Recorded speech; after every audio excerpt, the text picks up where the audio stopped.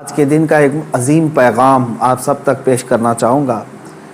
بقرعید میں ویسے تو تفصیلی جو واقعہ ہے وہ یوں ہے، اس کا میں اجمال بتا کر کے اپنا میسج دینا چاہتا ہوں۔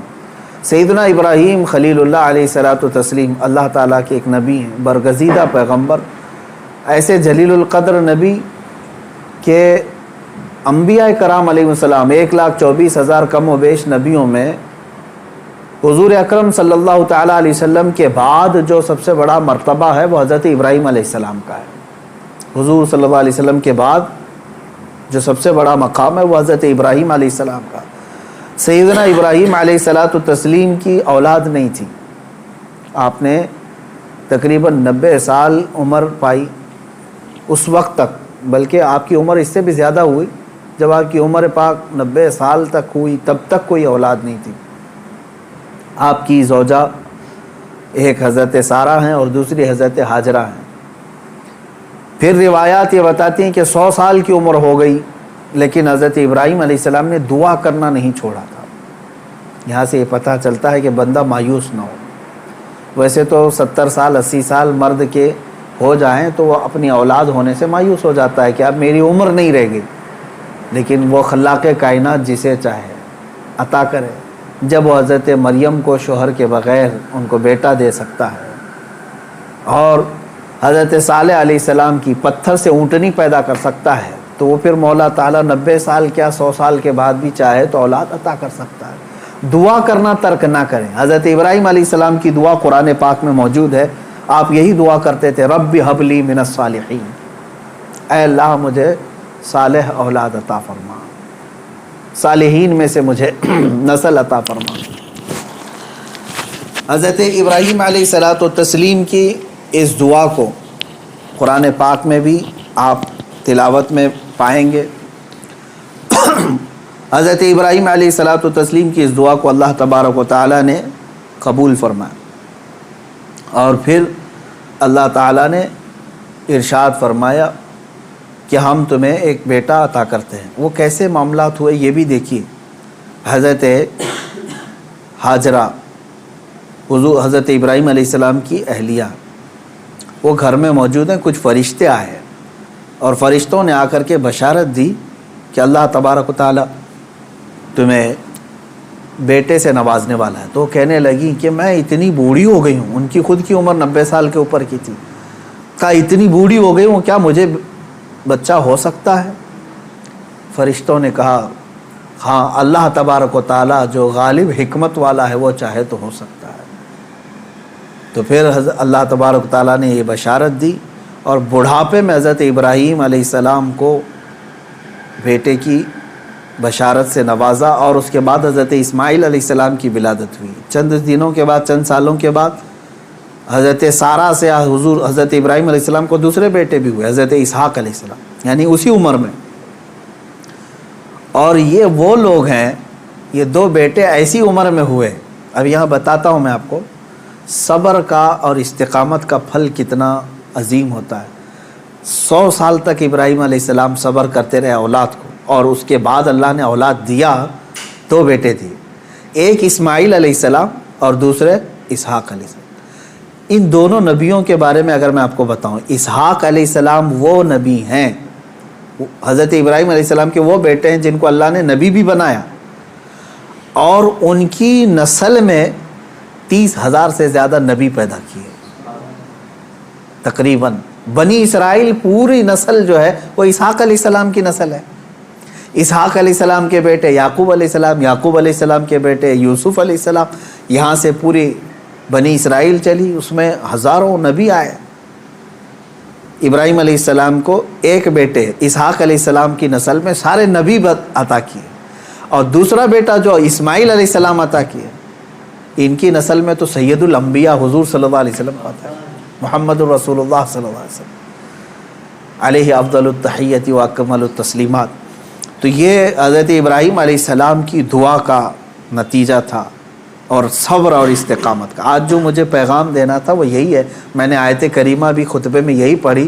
بے شک وہ لوگ جنہوں نے یہ کہا اللہ ہمارا رب ہے، ان الذین قالوا ربنا اللہ، بے شک وہ لوگ جنہوں نے کہا اللہ ہمارا رب ہے، ثم استقاموا، پھر اس پر جم گئے، یہ ہے استقامت۔ استقامت کہتے ہیں ڈٹے رہنا، جمے رہنا۔ اب اس کے متعلق جو قرآن کہتا ہے تتنزل علیہم الملائکہ، ان پر اللہ تعالیٰ فرشتے اتارتا ہے۔ کیا کہتے ہوئے آتے ہیں فرشتے؟ اللہ تخافوا ولا تحزنوا، گھبراؤ مت، ڈرو مت، ہم تمہیں وہ بشارت دینے آئے ہیں جس جنت کا اللہ نے تم سے وعدہ کیا ہے۔ تھوڑے دن اور باقی رہو، تھوڑے دن اور جمے رہو، اور ڈٹے رہو۔ یہ استقامت کرتا ہے بندہ، استقامت پر فائز ہوتا ہے تو فرشتے اس کی مدد کے لیے اترتے ہیں۔ ہاں اتنا ہے کہ ہلا دیے جائیں گے، تمہاری خواہشات کے خلاف معاملات آئیں گے، تمہارے نفس کے خلاف معاملات آئیں گے، اسی پر جمے رہنے کا نام استقامت ہے۔ اور استقامت کا معنی اتنا عظیم ہے کہ صوفیہ اکرام نے کیا فرمایا معلوم ہے؟ الاستقامت فوق الکرامت، عربی میں فرمایا استقامت جو ہے یہ کرامت سے بھی بڑھ کر کے ہے۔ لوگ کہتے ہیں نا کرامت، کرامت کا مطلب اکثر لوگوں نے ہی سمجھا کہ وہ انہونی چیز دکھانا، یعنی جو ایسی چیز جو کو دیکھے ہی نہیں پائے، ہوا میں کوئی اڑ کے دکھا رہا ہے، پانی پہ کوئی چل کے دکھا رہا ہے، تو اس کو بہت سارے لوگ کیا سمجھتے ہیں؟ یہی کرامت ہے۔ محیر العقول چیزیں، یعنی جو عقل کو عاجز کر دیں۔ اور فرمایا گیا ان کرامتوں سے سب سے بڑھ کر کے استقامت ہے، یعنی شریعت پر جمے رہنا، ڈٹے رہنا۔ میں اس پر آتا ہوں، حضرت ابراہیم علیہ السلام کے اس واقعے کو میں مختصر کرتا ہوں۔ بیٹا ہوا، 100 سال تک صبر کرنے کے بعد پھر اللہ تبارک و تعالیٰ نے امتحانات ایسے لیے کہ ابراہیم علیہ السلام کو ترک وطن کرنا پڑا ہے، یعنی آپ کا ایک شہر جو ہے بابل تھا، عراق۔ واقعہ تفصیل سے آپ کو پھر کبھی، وہاں آپ کو ہجرت کرنا پڑا، وہاں سے وطن چھوڑ دیا آپ نے، آپ کو جان کی بازی بھی لگانی پڑی، آگ میں آپ کو ڈالا گیا ہے، جان کے ساتھ بھی آپ کا امتحان ہوا، اس میں بھی آپ استقامت پر تھے۔ جب آپ کو نمرود آگ میں پھینک رہا تھا، جبرائیل علیہ السلام آئے اس وقت اور پوچھنے لگے الک حاجت یا خلیل اللہ، اے اللہ کے خلیل کوئی حاجت ہو تو بتائیں۔ تو حضرت ابراہیم علیہ السلام آگ میں پھینکے جا رہے ہیں، اس وقت بھی کیا کہتے ہیں؟ ہاں ہے حاجت لیکن اللہ سے ہے، میرا مولا میرے ساتھ ہے۔ یہ استقامت اور توکل کا اعلیٰ درجہ۔ تیسرا اب جو ہوا آپ کے ساتھ وہ اولاد۔ اور آپ کو یہ بھی میں بتا دوں کہ اب اولاد دیا اللہ تعالیٰ نے، پھر حکم یہ فرمایا، خواب میں حضرت ابراہیم علیہ السلام کو یہ کہا گیا کہ آپ اپنے بیٹے کی قربانی دیں اللہ کی بارگاہ۔ لیکن ابراہیم علیہ السلام نے خواب میں دیکھا تو اس کے بدلے میں آپ نے جانتے ہیں تقریباً آپ نے 100 اونٹوں کو ذبح کر دیا، اونٹ ذبح کیے۔ شاید اس خواب کی تعبیر یہ ہو۔ دوسرے دن پھر خواب وہی آیا، پھر آپ نے ذبح کیے۔ تیسرے دن پھر خواب آیا، تب آپ نے یقین کے ساتھ یہ فرمایا کہ مجھے میرے بیٹے اسماعیل کی ہی قربانی کا حکم دیا جا رہا ہے۔ پھر حضرت ابراہیم علیہ السلام، یعنی اونٹوں کے ذبح کرنے میں مال بھی تو کتنا قربان ہوا۔ تو اب میں جو بتانا چاہ رہا ہوں اب وہ آخری بات سنیں۔ اسماعیل علیہ السلام کو بلایا اپنے قریب، جب ابھی حضرت اسماعیل علیہ السلام کی عمر پاک شباب کو نہیں پہنچی تھی، جوانی کے قریب آ رہی تھی، بلا کر کے کہنے لگے کہ انی ارا فی المنام انی اذبحک، اے اسماعیل میں نے خواب میں دیکھا ہے اور اللہ کا حکم یہ پایا ہے کہ میں تمہیں ذبح کر رہا ہوں، تم کیا کہتے ہو؟ حضرت اسماعیل علیہ السلام نے کیا کہا؟ یا ابت افعل ما تؤمر ستجدنی انشاء اللہ من الصابرین، اے میرے والد گرامی آپ کو جس بات کا حکم دیا گیا ہے وہ کر جائیے، آپ انشاءاللہ آپ مجھے صبر کرنے والا پائیں گے۔ اسماعیل علیہ السلام، بیٹے کو کوئی یہ کہے، اب یہ اسی کے لیے شاعر نے یہ کہا ہے، یہ مکتب کی کرامت تھی کہ فیضان نبوت تھا، سکھائے کس نے اسماعیل کو آداب فرزندی۔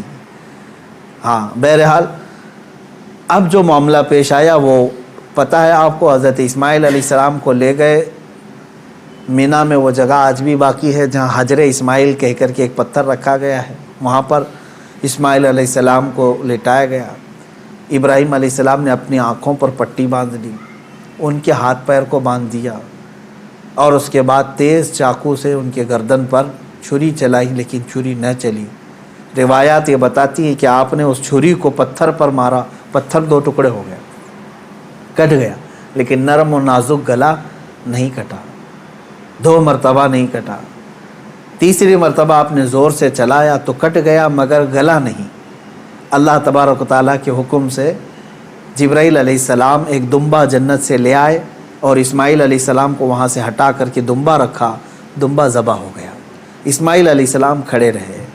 ابراہیم علیہ السلام جب ذبح کر چکے تو اپنی آنکھوں سے پٹی ہٹا کر کے آپ اللہ کا شکر ادا کر رہے تھے کہ اے مولا تیرا جو حکم تھا وہ میں نے مکمل کر دیا۔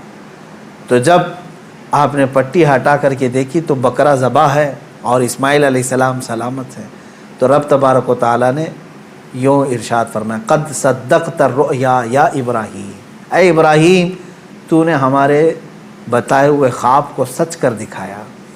وَنَادَيْنَاهُ بِذِبْحٍ عَظِيمٍ، ہم نے اسماعیل کو ذبح عظیم کے نام سے پکارا۔ اللہ تعالیٰ نے فرمایا، اللہ تبارک و تعالیٰ یہ امتحان لے رہا تھا۔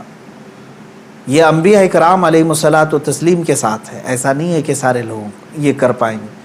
وہ اس درجے کے ایمان والے تھے، ان کو اسی انداز سے امتحان لیا گیا۔ اب جو بات 2 چیزیں عرض کرنی ہے، پہلی بات تو یہ ہے کہ بعض مفسرین نے اور عاشقان رسول نے اس میں پیارا نقطہ یہ بیان فرمایا، گلا نہ کٹنا، ذبح نہ ہونا کیا وجہ تھی؟ تو فرمایا گیا اس لیے کہ اسماعیل علیہ السلام کی پیشانی میں نور محمدی تھا، حضور اکرم صلی اللہ تعالیٰ علیہ وسلم کا نور پاک تھا، انہی کی نسل میں حضور تشریف لائے، ابھی دنیا میں نور محمدی کو آنا تھا۔ اب بعض مفسرین اس بات پر ہی نہیں رکتے بلکہ ان تمام چیزوں کو اوپر تک لے جاتے ہیں۔ ابراہیم علیہ السلام کو آگ نے نہیں جلایا، وہاں پہ بھی نور محمدی ان کے پیشانی میں تھا۔ نوح علیہ السلام کی کشتی غرق نہیں ہوئی اس لیے کہ نوح علیہ السلام کی پیشانی میں بھی نور محمدی تھا۔ بہرحال دوسری بات میں جو بتانا چاہ رہا ہوں وہ 4 چیزیں تھیں۔ ابراہیم علیہ السلام کا وطن سے ہجرت کرنا، ان کا آگ میں ڈالا جانا اور ان کا جانوروں کو ذبح کرنا، پھر چوتھے نمبر پر اولاد۔ کوئی بھی انسان اپنی زندگی میں 4 چیزوں سے بے انتہا محبت کرتا ہے، 4 چیزیں اس کی بہت محبوب ہوتی ہیں۔ پہلی چیز اس کا وطن، جہاں پر پیدا ہوا، جہاں رہ رہا ہے، اس سے وہ محبت کرتا ہے۔ دوسری چیز وہ اپنے مال سے محبت کرتا ہے۔ تیسری چیز وہ اپنی اولاد سے محبت کرتا ہے۔ چوتھی چیز وہ اپنی جان سے محبت کرتا ہے۔ اور امتحان انہی چیزوں سے ہوتا ہے جس سے محبت کیا جاتا ہے، ایسی دوسری چیزوں سے نہیں امتحان لیا جاتا۔ آپ کو جو چیز ناپسند ہے میں کہوں وہ دے دو، وہ فوراً اٹھا کے دے دیں گے، جیسے گھر میں رکھا ہوا کچرا اٹھا کر کے فقیروں کو دے دیتے ہیں۔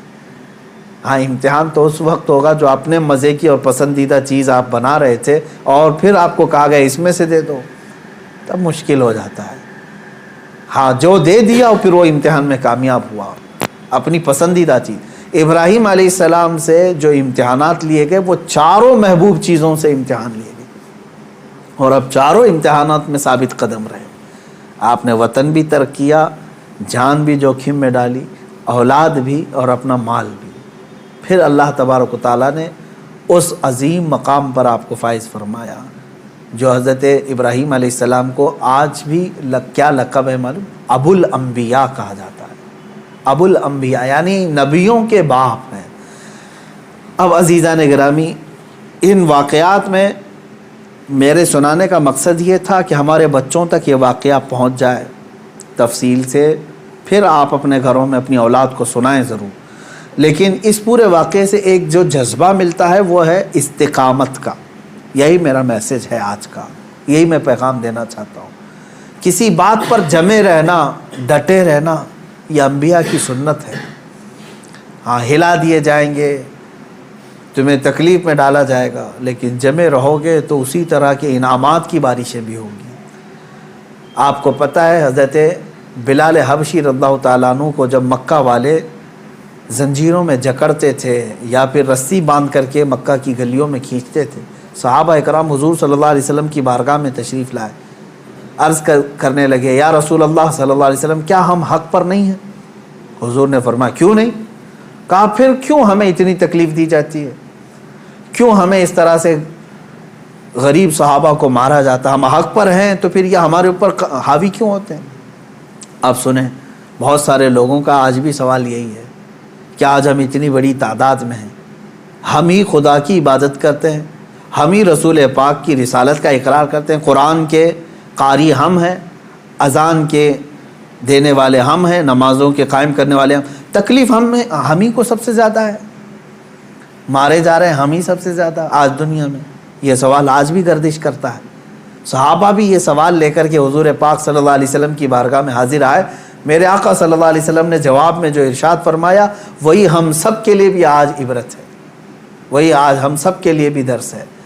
حضور اکرم صلی اللہ علیہ وسلم نے اس صحابی سے فرمایا جنہوں نے سوال کیا، کہا کہ اللہ تبارک و تعالی جس کا جیسا ایمان ہوتا ہے ویسا امتحان لیتا ہے، اور آج تم لوگوں سے جو امتحانات لیے جا رہے صحابہ سے، حضور نے فرمایا اس سے کئی درجہ کٹھن امتحانات انبیاء سے لیے گئے۔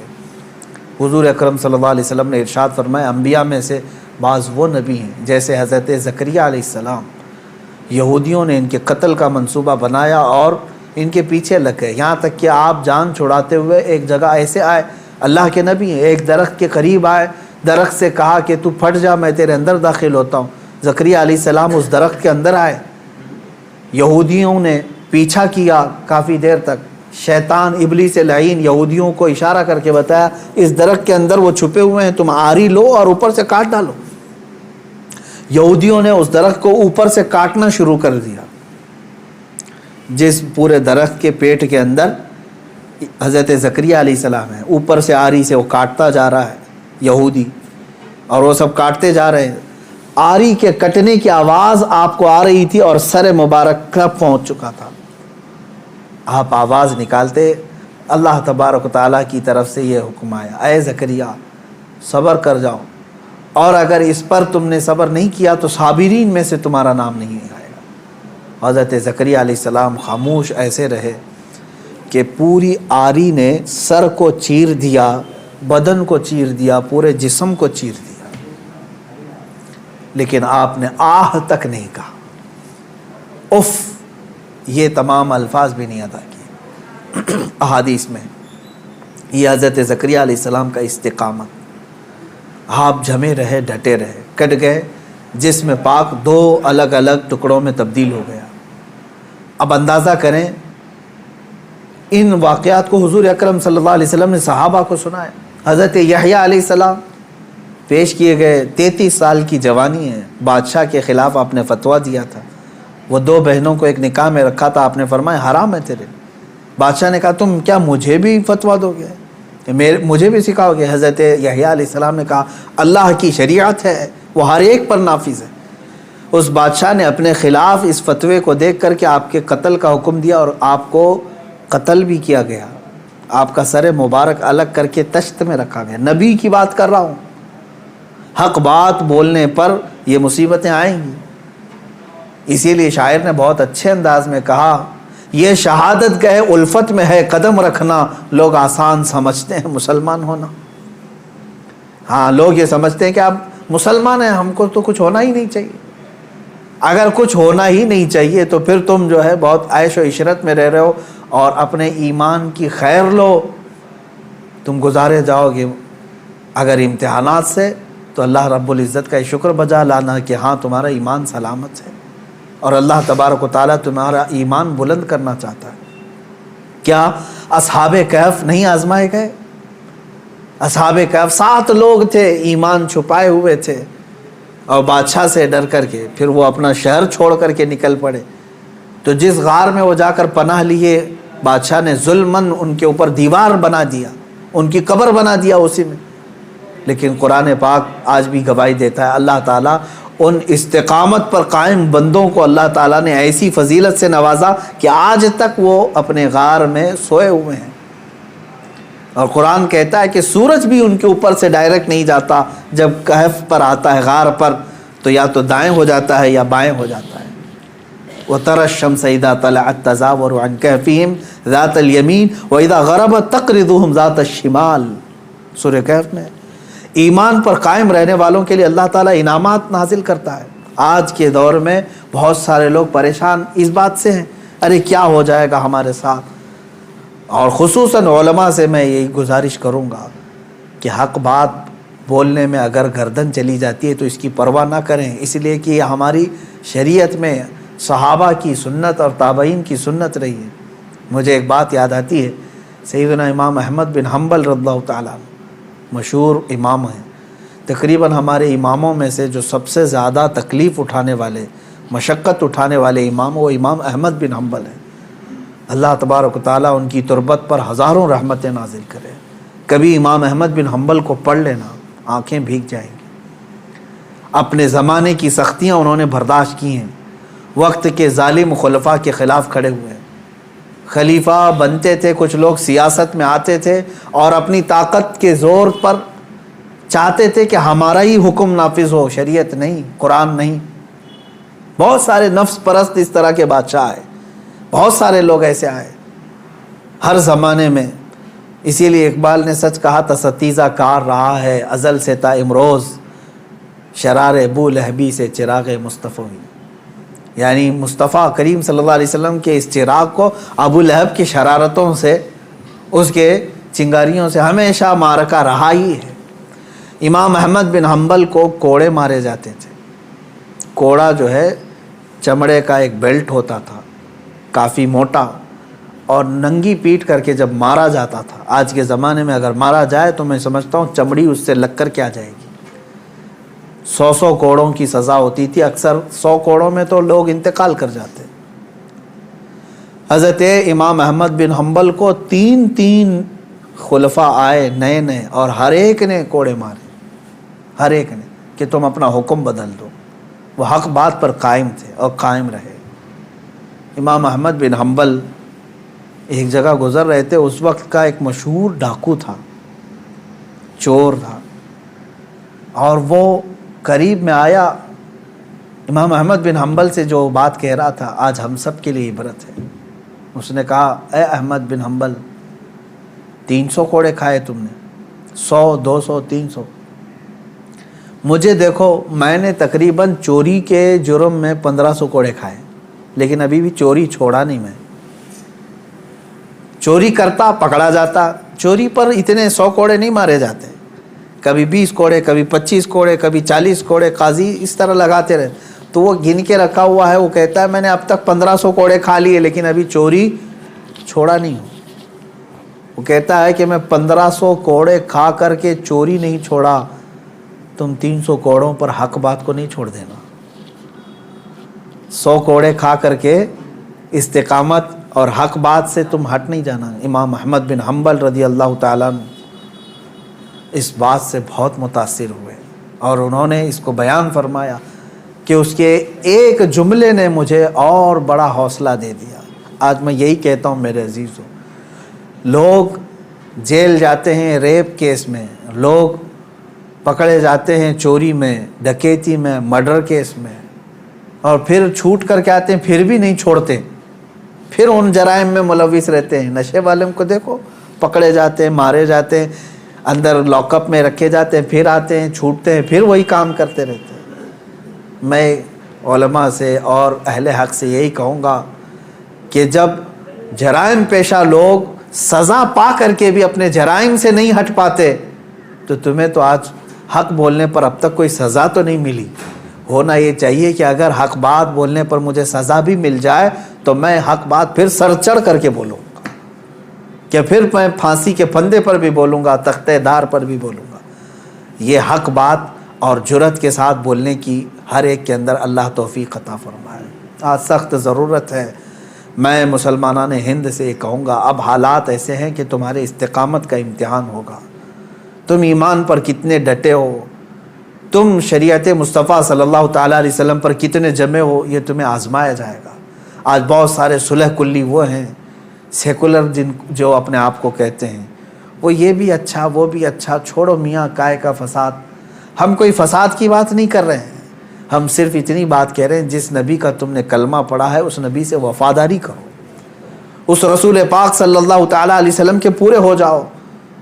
تم اپنے ماں باپ کے خلاف گالیاں سننا نہیں چاہتے، اور حضور پاک صلی اللہ علیہ وسلم پر گالیاں دی جاتی ہیں، تب تم کہتے ہو نہیں یہ سیکولر چیز ہے، سب چلتا ہے معاذ اللہ رب العالمین۔ ایسی سیکولر بھاڑ میں جائے، اور ایسی سیکولرزم سے ہم پناہ مانگتے ہیں، اللہ کی پناہ، ایسی منافقت سے جس میں بندے کا ضمیر اور اس کا ایمان ختم ہو جاتا ہے۔ اے میرے عزیزو، استقامت کو سیکھو اور اس پر قائم رہو، جمے رہو۔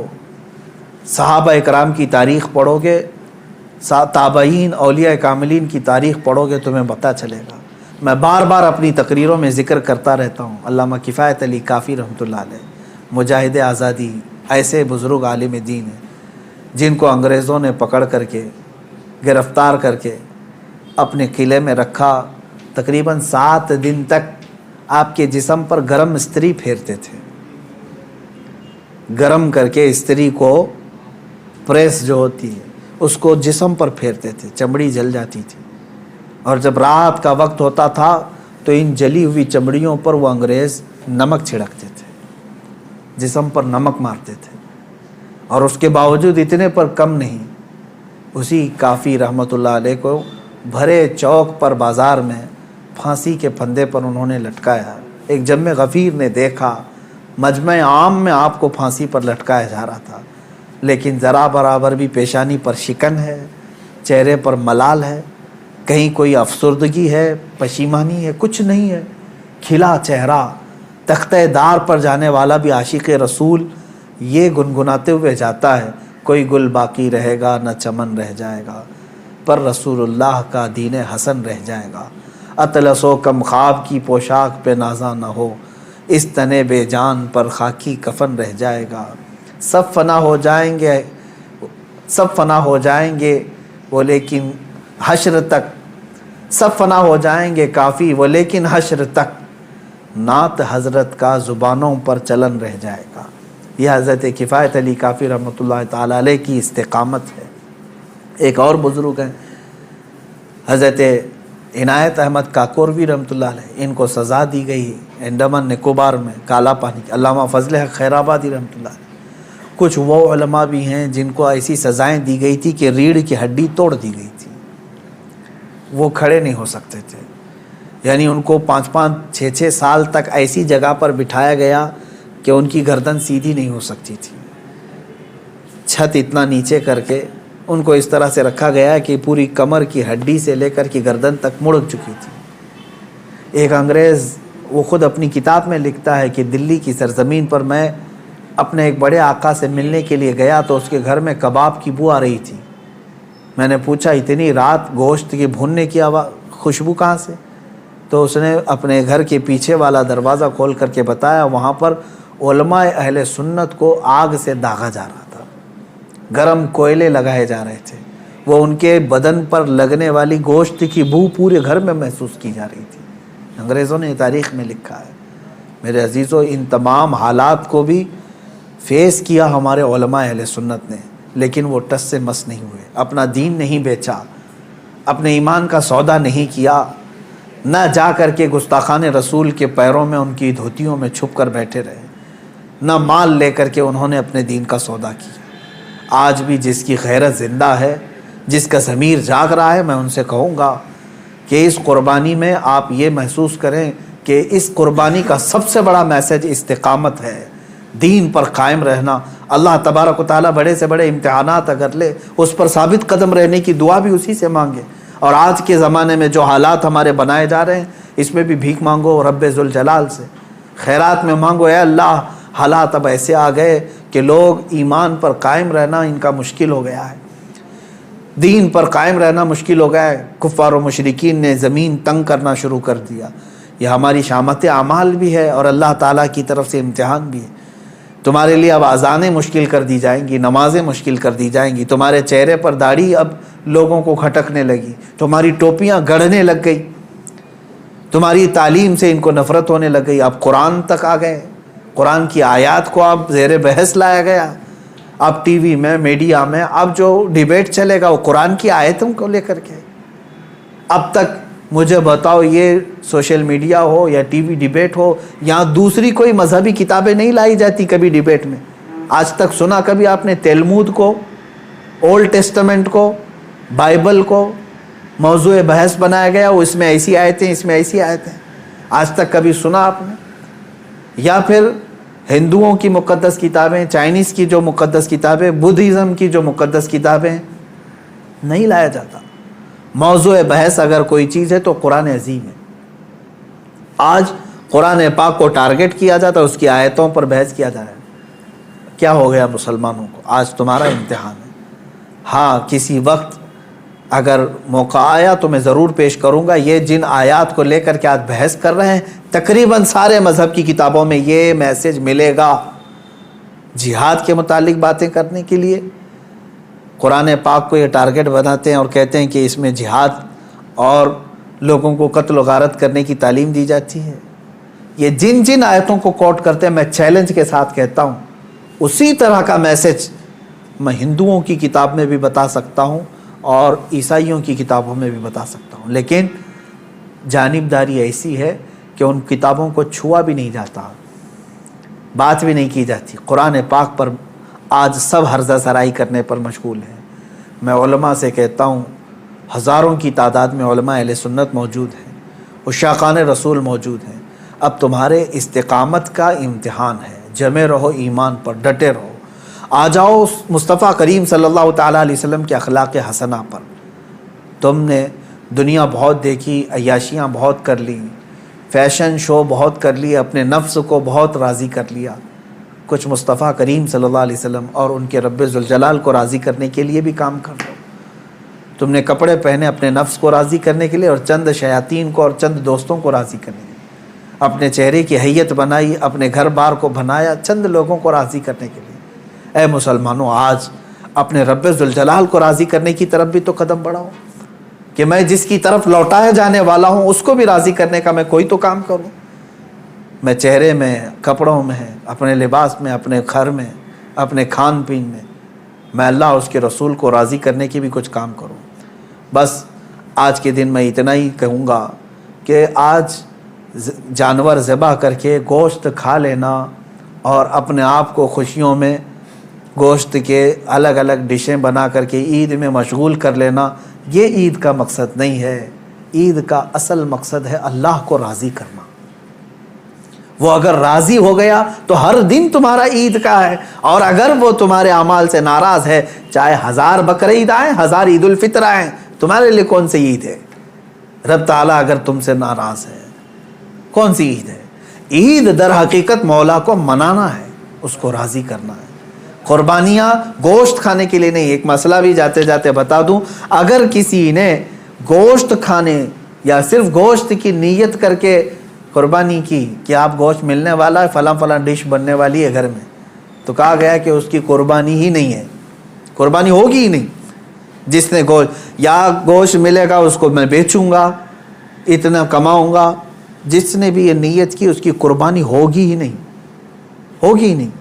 فرمایا گیا تقرب الی اللہ کی نیت ہونی چاہیے، میں قربانی کر رہا ہوں صرف اللہ کی رضا کے لیے، نیت یہ ہو، اور پھر گوشت کھانے میں مل گیا تو یہ اللہ کا انعام ہے۔ گوشت تو کھانا ہی ہے، ملتا ہی ہے آپ کو، لیکن نیت پہلے گوشت کھانے کی نہیں ہے، اللہ کو راضی کرنے کی ہے۔ رب تبارک و تعالیٰ راضی ہو جائے۔ میرے عزیزو، آج کے دن اللہ تبارک و تعالیٰ کی بارگاہ میں خصوصی التجا کریں، دعا کریں، مولا کریم عید الاضحیٰ کی برکت سے یہ لاکھوں جو قربانیاں ہیں ان کو قبول فرمائے، اور ان قربانیوں کی برکت سے مولا تعالیٰ ہم سب پر مسجدیں، عیدگاہیں اور ہماری عبادت گاہیں کشادہ فرمائے۔ حرم پاک اور حرم رسول کو مولا تعالیٰ ہم گنہگاروں کے لیے پھر سے کشادہ فرمائے۔ بیت المقدس کو مولا تعالیٰ ظالموں کے چنگل سے آزاد فرمائے۔